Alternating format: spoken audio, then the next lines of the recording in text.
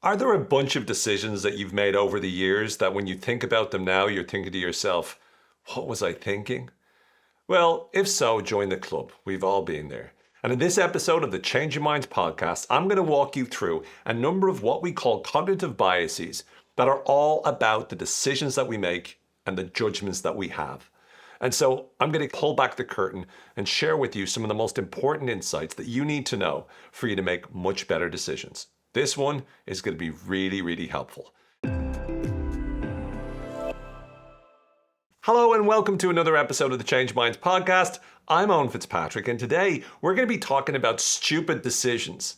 If you've ever made a stupid decision where you're thinking to yourself, I'm so stupid. Well, maybe you are. Or maybe you just made a stupid decision because of what we call cognitive biases. Now, a cognitive bias is a deviation from rationality.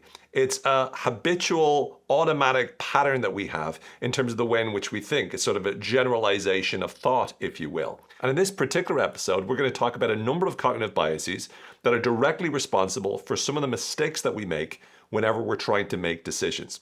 Obviously, decisions require options. We've got a number of options, things we can do. And so a lot of the judgment that we have when we're trying to evaluate how good or bad an idea is often comes down to these patterns or biases that we have.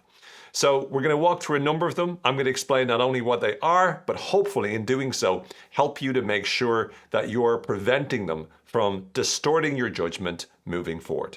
And we're going to start with one of my favorite ones called the empathy gap. Now, the empathy gap is the inability that we have to be able to accurately judge how much a certain mood or emotion will influence our decisions or behaviors.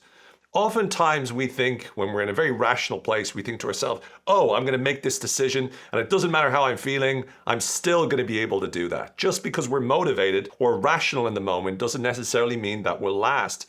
And the empathy gap doesn't just happen to us, it also happens whenever we think about other people as well. So I've come up with a few examples that I wanted to walk you through. First of all, this empathy gap was described by George Lowenstein, and he really looked at how we really do make errors in our assumptions about how we think we're going to be whenever we have certain strong feelings. So some examples would be, have you ever been in a situation where you thought to yourself, you know what, I'm going to go on this diet and it's going to be grand and it's going to be fine. And then all of a sudden stress happens. And when you're stressed, you tend to go, I'm so stressed. I deserve it. I deserve that cookie. I deserve the ice cream. I deserve it. I deserve it. And you're finding ways to be able to get what you want at that moment because from your perspective, you're stressed. Therefore, one of the things that you do is you try to make it all better. And one way to do that is to be able to look for immediate quick pleasure, like gorgeous food. And so when we're actually deciding we're going to go on a diet, we don't think to ourselves, now, I'm going to go to this diet. I'm going to make sure that I only eat kale and sandwiches made of protein and protein powder. That'd be a terrible diet. Definitely don't recommend that diet. If you're trying to lose weight, it's not going to last. So, take it from me. I'm not a nutritionist and I'm not a dietitian. And I've got literally zero expertise there. But I pretty much know that if you try to just eat kale and sandwiches just made out of protein, first of all, I don't even know what that would look like, never mind taste like. Anyway, getting on with it. If you decide that you're going to go on a diet, you're not thinking to yourself, I have to be careful because there's a very stressful time coming up, right? If there's a very stressful time coming up, that could be the very thing that, knocks you off your perch, right? And that might make it significantly harder for you to actually stay motivated to maintain the diet. So we need to stop and recognize that the emotions that we will feel in the future might make it a lot harder for us to be able to keep doing what it is that we want to do. Another one is overestimating our ability to resist cravings, right? We think to ourselves, I'll be fine. I'm going to be able to walk past my favorite ice cream spot and I won't ever want to go in and get the caramel choo-choo. I'm not going to need any caramel choo-choo. Caramel choo-choo is for the old me. The new me doesn't need. I'm telling you, when you're walking past that ice cream store or that ice cream shop and you're thinking to yourself, I haven't eaten in a while, and then you look in and you see the caramel choo-choo and it's like, hey, remember how much we loved each other? You're not going to be able to survive that. And we tend to underestimate the impact that the caramel choo-choo might have.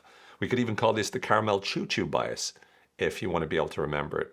But another example of this would be, let's say, for example, in relationships, we might think to ourselves that whenever our partner's going through a particular stressful event, that we might think to ourselves, well, that's not going to affect how they behave around me. But anyone who's been in any sort of relationship will know that if you're in a certain mood, it will affect how you talk to your partner. And if they're in a mood, it will affect how they talk to you too. And so it's important to recognize that both in yourself and in others, emotions plays a part. In a previous episode, probably a few previous episodes at this stage, we talked about a concept called affective realism. And this is the fact that we see the world differently depending on how we feel. So there's such thing as hangry, when you're angry because you're hungry, or tangry as I call it, when you're angry because you're tired and you haven't slept right, or tanxious, you're anxious and worried because you haven't slept or gotten enough sleep in you. And so as a result of that, it can influence the way you feel. And when you feel that way, you actually interpret reality in a very different way. Well, this is very much in line with that, because it's saying that we need to remember affective realism. We need to remember that when we're feeling differently, things might be as easy as we'd like them to be. In business, this sometimes happens when we don't predict accurately how some employees' stress levels will affect their productivity. Again, we don't think to ourselves, because this person's worried about their job, we think, oh, well, they'll still rationally be able to work. Well, they might be overwhelmed, they might be terrified, they might be scared, they might be stressed. And as a result of that, a lot of folks inside of, for example, COVID made mistakes in thinking that their employees would be grand, they didn't need anything. Sure, they're only working from home. But working from home itself brought a lot of challenges, as well as some benefits, but certainly a lot of challenges for a lot of people as well. And also, we can underestimate how customers' emotions influence their purchasing decisions during a crisis. Again, going back to COVID, who would have thought about toilet paper, huh? I mean, toilet paper was everything during COVID. I remember going into a shop or a store during COVID, wearing my hazmat suit and plastic bag wrapped around my face, just to make sure I was safe. Anyone else do that? Did you do that? Be honest with yourself. I'm joking. I wasn't wearing a hazmat suit or plastic bag. Kind of looked like it though, right? But on a serious note, you go into one of the stores and you see like people are, stealing all the toilet paper. I saw like some videos online where people were arguing and fighting over toilet paper. Good for them. But who would have thunk it, right? Toilet paper becoming one of the most important products that we could possibly consume. And that's again, when people are in crisis, they start to, their stomach starts to act up and they probably want to use the toilet more. Ergo, toilet paper becomes more scarce and more important. Also, if you're going to get the toilet paper in America, let me just tell you, there's one with the name of a guy, I think, on it, which I definitely don't recommend. It begins with S, Steve's or Scott's, I can't remember. And then there's one named after a bear. Generally speaking, the toilet paper that's named after a bear is a good toilet paper to go in. The toilet paper named after a bear is the best toilet paper. It's, it's good soakage. Who would have thought we'd be talking about toilet paper and soakage? Well, you never know what you're going to get on episodes like this. Anyway, one other example would be when you're buying something, we might overestimate our ability to be rational whenever we're purchasing something, but we're brought into a store with a sale. Have you ever gone into a store when there's a sale on and you bought stuff that you didn't even really want, but it was like on sale? Oh my goodness, I cannot believe that is like 80% off. Where are you going to use it? It doesn't matter. It's 80% off. I might use it some point, some stage in the future. Insane. Anyway, that's the empathy gap. So what we really need to do is recognize the next time we're making a decision about what we want to do in the future, be aware that in the future, our feelings might dictate what we do. Remember, once again, if Anakin in Star Wars didn't feel anger and hate, he wouldn't have turned to the dark side. So you don't have to as well. You just need to remember, if you're feeling anger and hate, that might lead you there. So make sure that you're aware of that and you don't make any erroneous decisions as a result.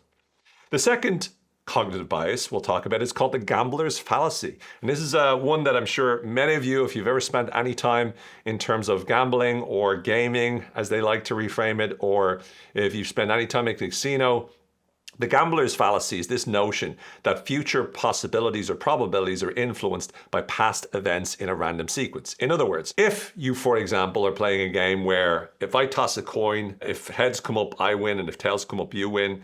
If we do this, and let's say I win the first 5 times, you're more likely to think to yourself, well, he's already won 5 times. The odds are that I'm going to win this time. But every time we toss the coin, you could argue that the chances of you winning and me winning is pretty much 50-50. So what we need to look at there is we need to look at that oftentimes this gambler's fallacy means that we start to give credit to particular patterns that don't actually exist. And so some examples of this that might be helpful or relevant is that we might think to ourselves, after a series of healthy days, you're due to be sick. And I have to say, now this has crossed my mind a number of times where I'm like, I've been healthy for so long. Any minute now, I'm going to get it. I'm going to get COVID. I'm going to get a flu. I'm going to get a cold. I guarantee it. I guarantee it. Or training for the marathon. Oh, any minute now, I'm going to, well, it just so happens I've got a bit of an injury at the moment. But I was waiting for the injury. So in that case, it did turn out exactly as I thought it would. My point is that most of the time it's not to do with that. Just because you haven't been sick in a while doesn't mean you're automatically going to be sick. And it's important to remember that and to be aware of that. Another example would be, after several good days with your partner, we're getting on so well at the moment. You might think to yourself, any moment now, we're going to have a huge Barney. Barney is a colloquial term that we sometimes use to describe arguments. So you might think to yourself, because things are going well, it's only a matter of time before something crops up. Or another example might be after a series of bad sales calls, you think that the likelihood of you having a good one is coming soon. And that could be a useful belief to have, but only useful if you're looking to be able to improve. So if you just go, oh, I've had 20 terrible sales calls, I'm bound to have a good one. Well, yes, maybe. And also maybe the reason you're having 20 terrible sales calls is because you're not very good and you haven't practiced it and you haven't worked on yourself and you haven't trained yourself effectively at sales. Just saying. So we need to recognize that. And also, sometimes we might go, this time it'll be different. So I've tried to do this so many different times and it's not been successful. So it's bound to be successful this time. Not always the way it works. Sometimes it might keep being unsuccessful, especially if you don't change your approach. So those are some examples of the gambler's fallacy.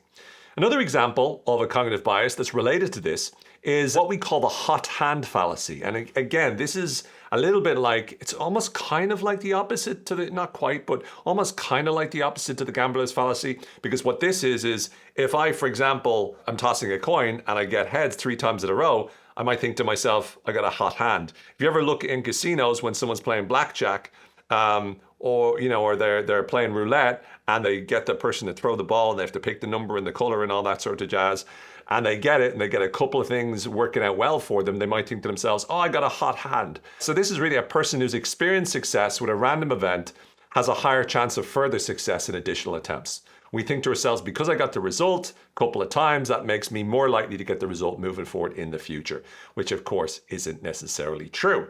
And so some examples here might be, again, with health, assuming that because you've had a number of healthy days in a row, you are immune. I spoke to a number of people. Again, we're using a lot of examples around COVID, but it's still fresh enough, And I was speaking to somebody and they said, you know what? Didn't get COVID at all. Went through 3 years, didn't get COVID. So I think I might be immune. I think I'm just one of those people that doesn't get COVID. Next week, they got COVID. It's almost like COVID was listening to them, going, you think you're better than me? Is that what you think? Well, I'm going to infect you just like infect everybody else.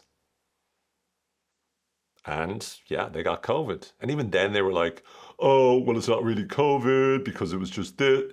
You got COVID. You tested positive. It's done. It's done. You lost. They didn't really lose anything. I mean, they just had COVID. But my point is that oftentimes we think to ourselves, because I've gone so far, it might mean that I'm just the kind of person that doesn't have to deal with this. Another would be believing that a series of profitable investments that you've made, which have all gone well, means that you're going to continue future success. I'm just one of those people that whatever I pick, it just works. It just works. It will until it doesn't.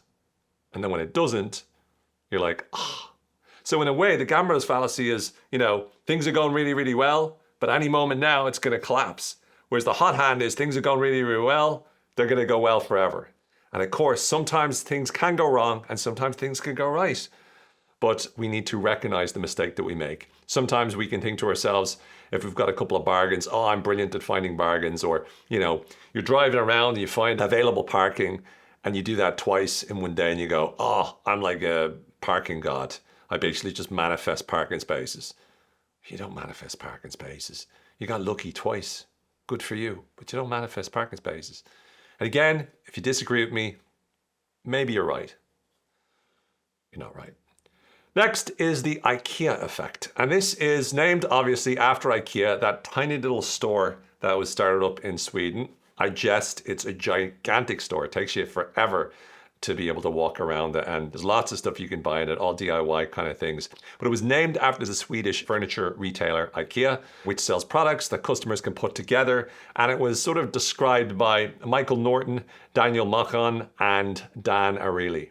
And it is the tendency to place a disproportionately high value on product that one has created or had a hand in creating themselves.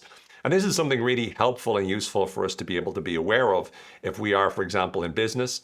One of the things in the business world is that when people participate and when you consult with people so that they feel that they're co-designing the strategy or approach or solution with you, they're much more likely to stand behind it and much more likely to overvalue it. So if you can make people feel part of something, like they're co-creating it with you, they're much more likely to feel that sense of unity with you and much more likely to feel a sense of ownership, which in turn will ensure that they're defending that particular approach. So definitely recommending doing that if you're in the, for example, consulting space. In relationships, you might feel more attached to a gift that you made for your partner than one that you've bought for them, because again, you've made it for them. Or you might prefer furniture that you've put together, which would be a literal version of the IKEA effect at play. But these are just examples that whenever we feel we've co-created something, we tend to overvalue that, and again, might make erroneous decisions as a result of that, just because we've had our hands dirty with it. Or it may be clean, but either way, our hands have been involved. The next particular bias is one that crops up quite a lot. It's known as temporal discounting. There's other terms that are sometimes used for this, for example, present bias or hyperbolic discounting, which is sort of a form of temporal discounting. So temporal discounting is the tendency that we have to give greater value to rewards that are in the present and lesser value to rewards in the future. And hyperbolic discounting is when we do this, but we do it about, a small reward in the present is way overvalued versus a large reward in the future is way undervalued, right? So it's just a sort of more specific form of temporal discounting. But this is how we bias ourselves to the present. And what's really important is that we need to be able to recognize this, because a lot of the decisions we make, a lot of the mistakes we make, tend to happen as a result of this. If we're to take, for example, the empathy gap and temporal discounting, both of them together account for so many of the reasons why we're not successful in maintaining new habits or in implementing strategies to be able to get the kind of results that we want. And so some examples here is if you choose unhealthy food for immediate pleasure, despite the known long-term consequences, you stuff yourself with pizza and then ice cream because you're it's so good, it's so good. And instead, you know that if you keep doing it, it's not going to work out well for you. You're not going to come about 50 years and go, I'm so glad I ate pizza every day. I'm so glad I had so much ice cream. You're not going to be thinking like that. You're going to be thinking to yourself, oh no, I shouldn't have done this. Another one would be skipping exercise today, knowing that, again, long-term fitness goals will happen. This six-pack will not create itself. And so what we need to do is we need to be doing the push-ups or doing the planks or whatever else you're going to do in order for you to be able to build it. And it's the small things you do today that will allow you to have the big gains later on, but sometimes we'll overvalue how good it feels not to exercise. We also might pursue short-term pleasures in terms of relationships, such as frequent outings that we do, rather than saving for a house together, for example, or thinking long-term. Or we might opt in the business world for immediate profits over long-term strategic investments, which will, in the long run, be a lot better for us. Or even when we're buying things in stores or shops, we might buy a cheaper, lower quality item today, rather than saving for a higher quality product that will last us a long time in the future as well. There's some examples, again, of this temporal discounting, this hyperbolic discounting, this present bias as well. The next one is a fun one. It's called the Decoy Effect. And this is a phenomenon whereby consumers change their preference between two options when presented with a third option, which is like a decoy that changes the way in which we value things. A lot of the times when we make decisions about what something is worth, we do so in contrast to something else. So if I was to say I'm going to give you a raise of 50%, you'd be delighted, right? But if I say everyone else in the company is getting 75%, now all of a sudden you're pissed off. So we tend to compare ourselves to a certain other option in order for us to value something. And the decoy effect works on this very same strategy. And so some examples of this, and there's a sort of a classic experiment where they did this in a cinema, where they had subjects go into a cinema and they have an option between a large popcorn and a small popcorn, right? And the large popcorn was $7 and the small popcorn was $3. And I think 80% of people chose the small popcorn. But then what they did was they entered a third popcorn, which was a medium popcorn, and the medium popcorn was $6. And then what they found was now about 80% or so of people went for the large popcorn. And what was interesting was they didn't say, oh, I just, because the third choice, that made it more of a better deal. A lot of them said, I just felt like a large popcorn. In other words, they weren't always aware that the decoy effect was influencing them. But what it meant is that as soon as we have the medium for $6 and the large for $7, we think to ourselves, oh, that's a great deal. That's a great bargain. So even if all we wanted was a small popcorn, and I mean, have you been to the cinema lately? Do you see the size of the popcorns? Right, small popcorn takes you about half an hour to eat. Right, large popcorn, you want to be grazing on that for like weeks. I don't know how. I saw one person come out with like this huge, like large, extra large popcorn, and it was empty. And I'm like, did you just give something to everyone in your row? Like, it's huge. Anyway, sorry about that sidetrack. Point is, this particular decoy effect can happen quite a lot. If you ever look at, for example, online, you have people offering you lots of different subscriptions or memberships, and you've got the cheaper one, the basic one, then you've got the premium one, and then you've got the VIP one. And when they add the VIP one, it makes the premium one look really, really well. So sometimes it's about adding a middle one to make the larger one seem better. And sometimes it's adding a larger one to make the medium one seem better. Some other examples, you choose a mid-range health insurance plan over a basic or premium plan when the decoy option is made available. So let's imagine you initially have a basic plan and then you've got a sort of a mid-range plan. Well, then you put a premium VIP plan, and that decoy makes it so that the medium plan is a lot more attractive to people. Another example might be you might go for a particular gym membership when an unattractive decoy plan highlights its value. So it's like, you get this with this gym membership, you only get this with this other option that we'll give you. Well, we don't want that other option. We want the proper option, right? And another example would be choosing a product based on the decoy effect created by a third, less attractive product. So once again, you give something that's really cheap and cheerful, but doesn't look very good and appealing. Automatically, it makes the thing that initially was the cheaper option seem like an amazing deal. And so this can work for houses. It can work, as I mentioned, for popcorn. It can work for anything that you ever sell. If you're ever giving two options, it's worth considering a third option. And if you're ever facing three options, it's worth considering each individual option on its own merits, as opposed to allowing the decoy effect to influence or persuade you. The next is the planning fallacy. This is another one, along with the empathy gap and along with the temporal discounting bias, that is particularly helpful and relevant when it comes to especially big decisions in our life.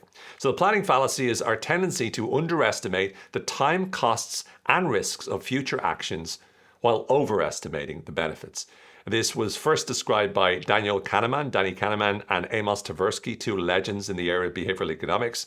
And so some examples of this would be if you've ever underestimated the time needed for you to recover from an illness or an injury, if you've ever overestimated how quickly you can achieve fitness goals, or overestimated how quickly you can solve a relationship issue, or underestimated how long it'll take to complete a project, which is very common in the business world, or overestimate how valuable a particular business initiative will be, or underestimate the time needed to research and purchase a product. So often we really skew in our own mind how long something takes. We tend to imagine it going a lot simpler because most of the time when we imagine doing something, we imagine it happening perfectly, like if in an ideal world. So when we imagine it, we don't imagine it with all the problems or difficulties that might delay it. And so we really should give ourselves more what we call buffer time. Generally, the rule is about 20% buffer time on any prediction you have and how long a project will take or how long something will take. And also, in terms of whatever value you might get from something, it's also a good idea for you to be able to look back and go, right, well, I need to look at the fact that I might not get as much value out of this as I think. So this might not be as lucrative as I possibly think. So the planning fallacy is something we need to nip in the bud by recognizing when it lures its silly head and being able to adapt our guesstimates and estimates as a result. The next one is known as the illusory correlation effect. This is at the heart of a lot of self-help, to be honest. And this is our tendency to perceive a relationship between two variables where no such relationship exists. Now, I'm not saying it's true in every case of self-help. There's usually a smidgen of truth in a lot of the things that self-help gurus will say, for example. But this was identified first by Chapman and Chapman, two psychologists that were looking at how people make these erroneous connections between two unrelated stimuli. And so some examples of this would be a particular food. We might think a particular food causes allergies. Let's say you eat lots of peanuts and you stuff your face and you immediately get a rash in your arm and you go, oh, peanuts, I'm allergic to peanut. No, you got bitten by the mosquito, mate. It's a mosquito bite. If you look at it, it's an actual bite on your arm. What are you talking about in terms of the peanut? Oh, I think I'm allergic to nuts. You're not allergic to nuts. You know how nuts that sounds? See what I did there? Pun on nuts. How crazy nuts. I'm just cashewing in on my pun skills. Amandoni messing. All right, I'll stop. Yeah, sorry. Another example would be assuming a health condition will improve with a specific treatment based on coincidence. So, whatever, you were sick and then all of a sudden you went out drinking, which I don't recommend, definitely don't recommend.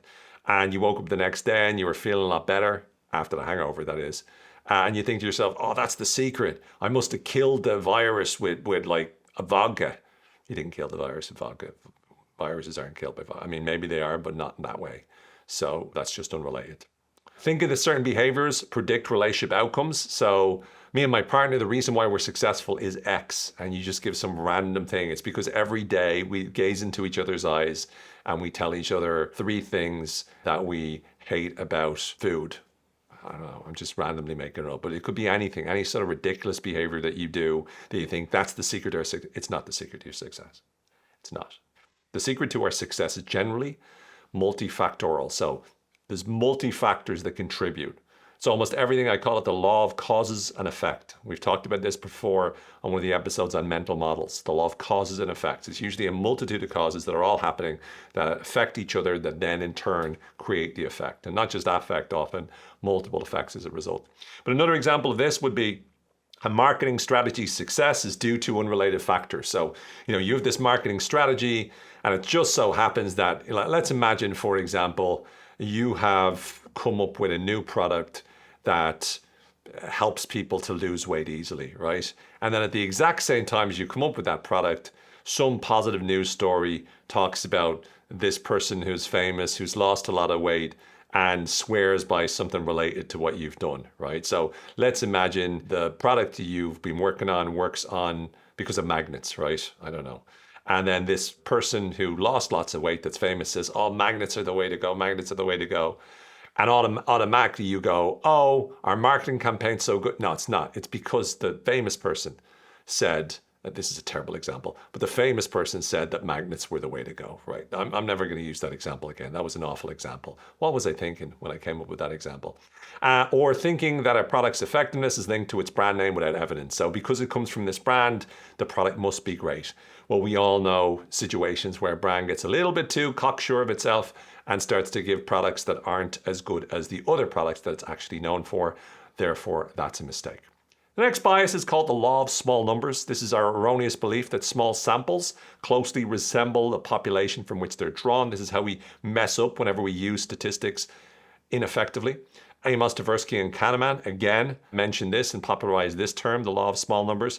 And an example of this would be you think to yourself, oh, this diet's definitely going to work because a few of your mates did it. So a few of your mates are going, oh, I'm telling you, man, all you need to do is eat this sandwich, this protein sandwich with just made of protein, right?